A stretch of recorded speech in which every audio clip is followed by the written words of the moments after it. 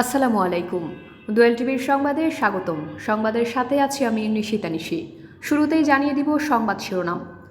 জগন্নাথপুরে মতবিনিময় সভা করেছেন উপজেলা বিএনপি সহ অঙ্গ সহযোগী সংগঠন। আমাদের সহকর্মী মোহাম্মদ মুকিমউদ্দিনের তথ্যচিত্রে দেখুন বিস্তারিত। জগন্নাথপুর উপজেলা জাতীয়তাবাদী দল বিএনপি ও অঙ্গ সহযোগী সংগঠনের আয়োজনে মতবিনিময় সভা অনুষ্ঠিত হয়েছে।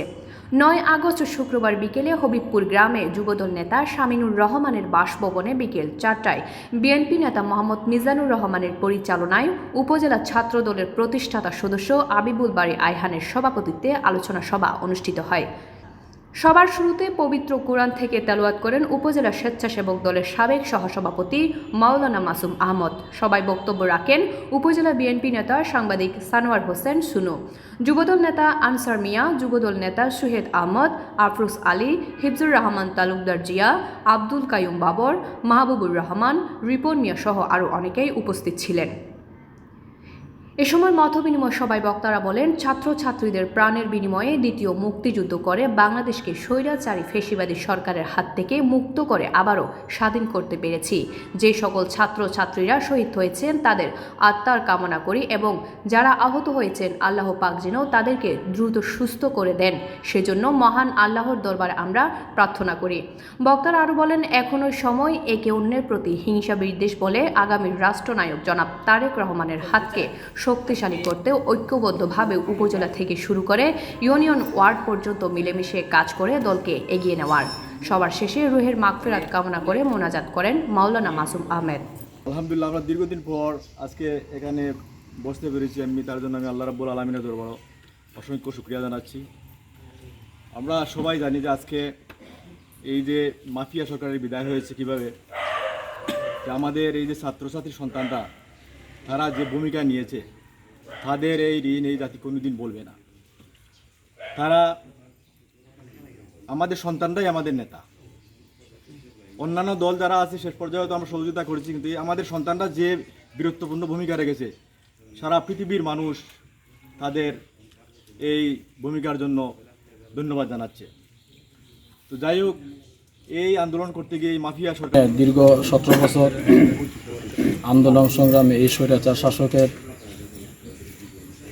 যারা নির্যাতিত হয়েছেন, জেল খেটেছেন, অনেক খুন হয়েছেন, গুম হয়েছেন, তাদের রুহের মাগফিরাত কামনা করি। এই কোটা আন্দোলনে যারা শহীদ হয়েছেন সেই শহীদের রুহের মাগফিরাত কামনা করি এবং অনেকে অসুস্থ হসপিটালে পঙ্গু হয়ে গেছে, তাদের সুস্থতা কামনা করি। আজকে জগন্নাথপুর উপজেলা বিএনপি এবং অঙ্গ সহযোগী সংগঠন কর্তৃক আয়োজিত আজকের এই সমাবেশের সম্মানিত উপস্থিতি এবং নেতাকর্মীবৃন্দ, আসসালামু আলাইকুম। আমাদের দায়িত্ব হচ্ছে, আমাদের কোনো গ্রুপিং নেই, আমরা সবাই বিএনপির কর্মী, আমরা সবাই তারেক জিয়ার নেতৃত্বে আগামীতে আমরা রাজনীতি করতে চাই। আমরা এই দেশটা স্বাধীনতার ঘোষণা যিনি দিয়েছিলেন শহীদ রাষ্ট্রপতি জিয়াউর রহমান, ওনার রুহের মাগফিরাত আমি কামনা করি। পরবর্তীতে 3 বারের প্রধানমন্ত্রী দেশনেত্রী বেগম খালেদা জিয়া আজকে অসুস্থ, ওনার সুস্থতা কামনা করি। আগামী দিনের যিনি নেতৃত্ব দিবেন, আগামী দিনের যিনি সম্ভাব্য প্রধানমন্ত্রী হবেন তারেক রহমান, উনিও বাংলাদেশের বীরের বেশে আসবেন, এটাও আমরা কামনা করি। আমাদের কোনো গ্রুপিং বা আমরা এগুলো বিতর্কিত দেখতে চাই না। আমরা দীর্ঘ 17 বছর পরে সবার সাথে আমরা বসছি, সবার সাথে আমাদের দেখা হয়েছে, আলোচনা হয়েছে। আলোচনার পরে কিন্তু আমরা মাঠের থেকে কাজ করতে চাই বা আমরা দেশ করতে চাই। আমাদের দায়িত্ব হচ্ছে মানুষের সেবা দেওয়া, কাজ করা। এই আওয়ামী লীগ সরকারের সময় আপনারা তো দেখেছেন, প্রধানমন্ত্রী নিজেই বলেছেন আমার ঘরের পিয়ন যে ছিল সেও 400 কোটি টাকার মালিক হয়েছে। যে যেভাবে পারছে, যে সুযোগ পাইছে, সে সেভাবে কিন্তু লুটপাট করে এই দেশটাকে শেষ করে দিচ্ছে। এখন যারা আসবে, এখন আমরা তো তাদের চরিত্রের মতো চরিত্র করতে চাই না, আমরা ফ্রেশ থাকতে চাই, আমাদের ব্যাকগ্রাউন্ড ভালো থাকতে। এবং আমাদের নীতি নির্ধারক যারা আছেন ওনাদেরও বক্তব্য হচ্ছে যে আগামী দিনের যে নেতৃত্ব আসবে, আগামী দিনের দেশ পরিচালনা করার যে দায়িত্ব আসবে, এবং দেশনেত্রী বেগম খালেদা জিয়া পরশুদিন যে বক্তব্য দিয়েছেন, ওনারও বক্তব্য হচ্ছে যে ক্লিন ইমেজে এবং সুষ্ঠু সুন্দরভাবে শান্তি শৃঙ্খলভাবে দেশটা যাতে আগায় নিতে পারে, এটাই আমাদের দায়িত্ব। দোয়েল টিভি দেখতে ভিজিট করুন www.doyeltvonline.com।